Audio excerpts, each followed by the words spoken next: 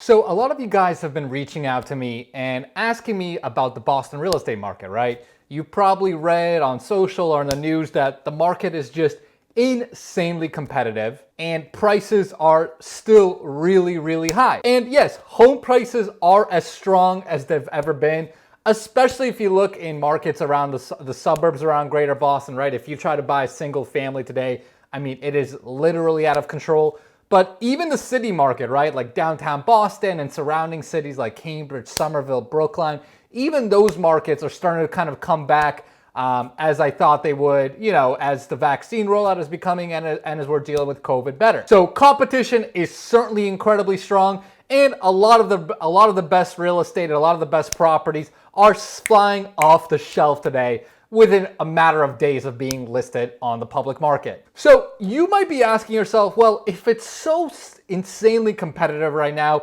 and prices are so high right now, is it worth for me to buy, whether it's a home, like for a personal residence or investment property around the greater Boston area for me? And with every single person I talk to, my answer is the same as it was last year, 2 years ago, 4 years ago. It is an astounding yes. And the reason for that is I am a massive believer in the long-term potential of the Boston real estate market. And I thought I would create this video specifically for you guys to talk about some of those factors, what I think makes Boston so incredibly unique, and why I think you'd be missing out if you're not gonna get invested into the Boston real estate market over the long haul. So we're gonna talk about that in this video, and we're gonna get at it right now.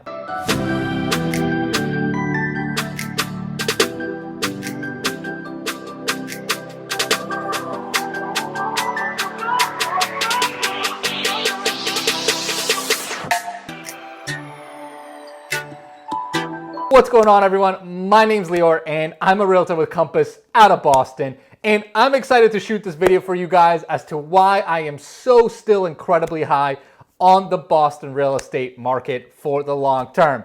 Now, before I dive into that topic, two super quick things for you guys. Number one, if this is your first time on my channel, I really appreciate you coming on, but make sure you smash that subscribe button. It helps me out a ton. I put out a number of videos every single week on the channel dealing with everything from tips on buying, selling, investing, tips on lifestyle, and what it's just to be like in the greater Boston area. So if that's the kind of content that interests you, make sure you smash that subscribe button for me.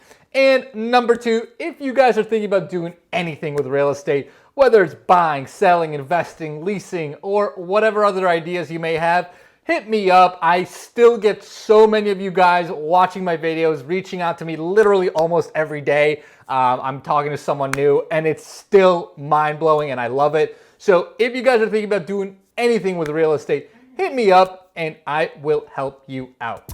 So before I jump into the specifics as to why I am just so incredibly high on the Boston real estate market, let's talk about why that actually matters, right? Because, what I think a concept a lot of people don't fully internalize is when you're buying a home, right? Whether it's a home where you're gonna live in, or if you're thinking about buying an investment property, whichever one it is, when you're buying a home, not only are you investing into the actual brick and mortar of the real estate you're buying, but more importantly, or just as importantly rather, you're also investing into that local market, right? So you're investing into the growth of the city of where your property is in.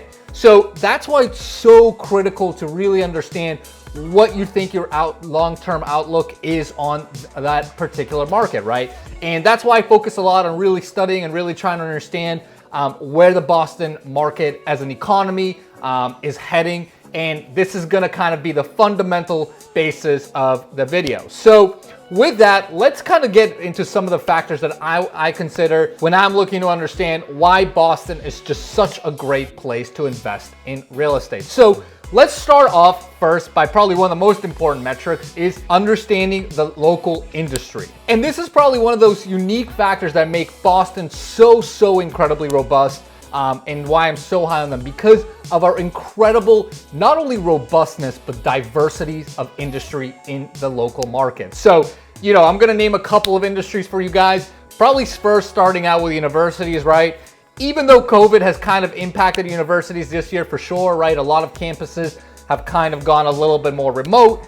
You're seeing less students here. I truly believe within, if not this fall semester, then definitely the following semester, we're gonna have a ton of students right back. And even looking further out, right, beyond even just this year, even for the next 3 to 5 years, right, the amount of universities here, not only the amount, but the caliber of the universities here is just actually mind-blowing when you think about it, right? Not only do we have obviously like Harvard, MIT, but we've got like so many other schools like Northeastern, BU, BC, Brandeis, Wentworth, and I know I'm missing a couple of other ones, UMass Boston, right? I know, and there's plenty of other schools around. And it's not only those kinds of schools. I mean, we've got amazing, other types of amazing schools. You know, we've got great law schools, business schools, and plenty of others as well. And here's the thing, right? So if you think about it, right, in 3 to 5 years, right, regardless of exactly what plays out today with COVID, do you really think that if, let's say, there's an 18-year-old Johnny and an 18-year-old Samantha from across the country, if they get accepted into Harvard, are they not going to move to Boston? Yeah, they're going to move to Boston, right? And if they get accepted into MIT, are they not going to move here? Yeah, they're going to move here. And same thing for all those other universities, right? So my point here is these universities are, you know, they're really ingrained within Boston, and it's just very hard to picture a scenario where in 3 to 5 years we're still not going to be attracting so many people to move here, to live here, because of the caliber of schooling here. Next, let's talk about healthcare, right? I mean, besides schooling, probably healthcare is the second best thing we're known for in Boston. Yeah, I mean, Boston's got literally one of the most incredible and expansive healthcare systems across the country. I'm sure you probably know someone or have heard stories of people coming in from across the country and even across the globe to Boston, right, for special treatments, for different, you know, operations, clinical trials, and all that, right? I mean, the healthcare network here is just unbelievable. The amount of hospitals we have, teaching hospitals, and so much more is just astounding. And again, in 5-10 years, I mean, I still can't imagine a scenario where people are not coming to Boston for, if they need that top quality care, if they're looking for the best providers in the industry. Next is let's talk about biotech and pharma. That's obviously a huge industry in Boston.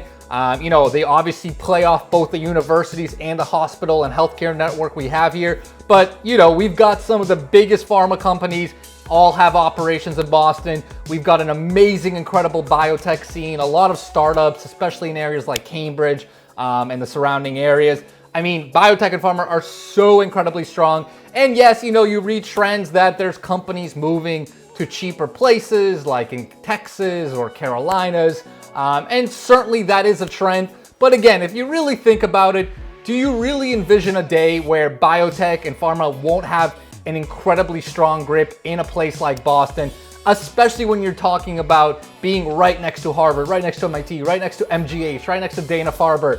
I mean, you know, it's just almost impossible to fathom that that kind of demand goes away, regardless of industry trends for cheaper square footage on leases or anything like that, right? So I think in the long term, it's certainly going to be here, and it's certainly going to be a major factor. Plus, there's a few other industries I think we really need to consider that have really been growing quite a bit here. Boston's really become quite the scene for tech, fintech, finance.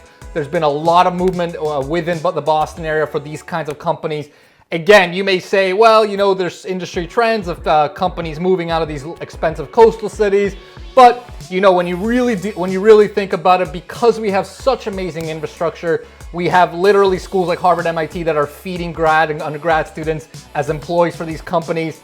Again, it's really hard to fathom a day where a company like Google, Amazon, or something like that already has operations here is going to say, you know what, we're going to completely close up shop despite the insane infrastructure and all the schools feeding this top tier talent. So, you know, between all of these industries, they're certainly somewhat ingrained together. But with all of that being so centered in Boston, I think it's going to be a very difficult scenario to imagine where any or all of that gets wiped away. Next, after industry growth, the other thing I like to really look at is population growth, right? Because if a city's continue to grow and continue to attract people, that's obviously a very, very good sign for a market. It means people are going to continue to move in here, which means there's going to be continued demand both for housing, apartments, and everything in between. Now, even though Boston may have not be growing at a rate as other cities across the country that are kind of like the up and coming, if you follow these kinds of trends, you might know that areas like in Texas, like cities like Houston, Dallas have been